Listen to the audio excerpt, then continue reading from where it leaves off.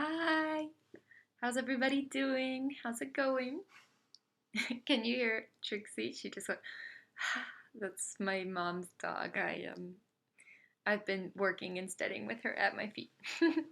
So I just wanted to make a quick video here about Cambly, the job that, oh gosh, my glasses. I'm gonna take these glasses off. There's like such a reflection. So these are not actually like real glasses.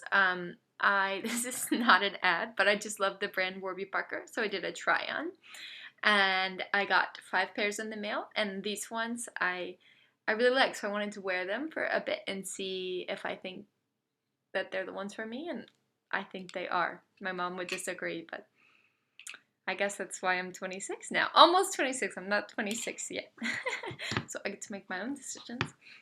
But anyway, so this video, I wanted to talk a bit about what I wish I had known when I started Cambly.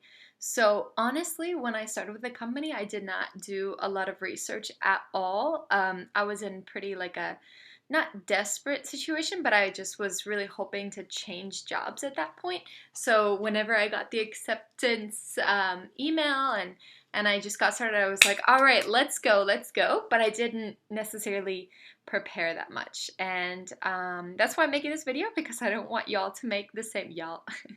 Oh my gosh, and I have a cowboy hat in the background. That's perfect. These are my dad's hats. He was once upon a time a cowboy. But things that I wish I would have known before I started out. So as I mentioned in the last message, email, video, I wish I would have written more corrections. So that's just like a basic thing.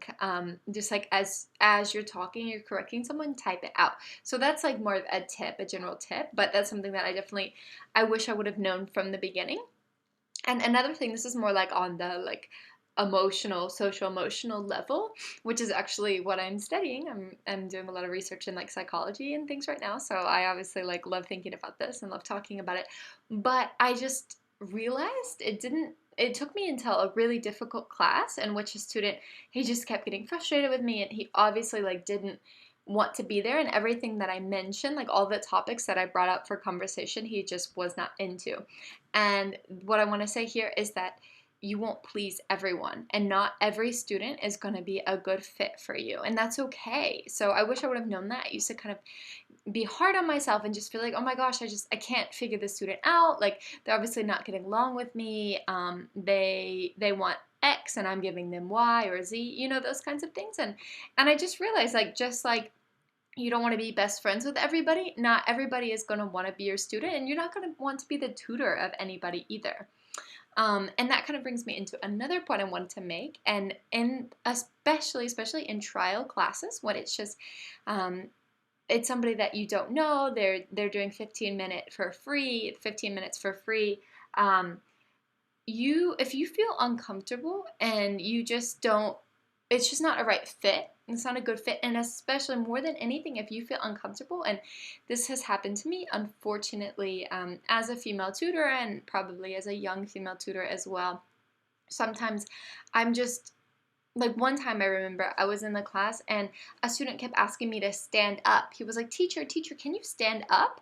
And I just was like, what? I didn't really understand. And then later on, I think I realized that he just wanted to like see my body. And now I know that as a more experienced tutor, and also as somebody that's like talked to other tutors, I realize that it's just completely inappropriate, and I have the right to leave that class. So I kind of just like laughed it off and just moved on. Whereas that was a really inappropriate comment for a student, and I should emphasize this, it almost always happens on free trial classes, not on like regular student classes. So I really do have the right to just say, hey, like, bye, and then just leave, or report too. If you feel like they have crossed the line for you, you can report a student. And the last thing that I wanted to say, this is like funny to me, because at the beginning I was just really gung-ho about like working as many hours as I could and just go. And I remember the second day that I worked on Cambly, I worked 5 consecutive hours. And I know if any experienced tutors are watching this video, they're like, goodness gracious, that is too long.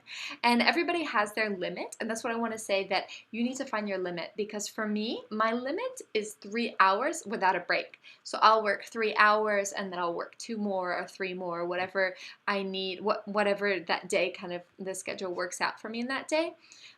Some tutors can work way more, or they work way less. It just depends. And this is like so TMI, I suppose, but I remember one time I got food poisoning and I was just really struggling to stay in class, if you know what I mean. I needed to like run to the bathroom. And so then I realized, just in that day, I was like, okay, Hallie, like, it's not a 3-hour day. It's more like a 1-hour situation, or a 30-minute class, get a break thing. So just listening to what you need, what your body, your mind, your mental space, whatever it is. I didn't consider so much like my health aspect. I was focusing more on like, well, I want to get all these students, I want to get this many hours and this rating, blah, blah, blah. So just like taking care of me as well. So I hope that those things are helpful. Please, if you have any questions at all about how to get started with Cambly, or just some other mistakes that I've made, or things I wish I would have known that maybe you're wondering about, please feel free to write a comment, shoot me an email, whatever it may be, and I'm happy to help. I hope you all have a good day. Bye.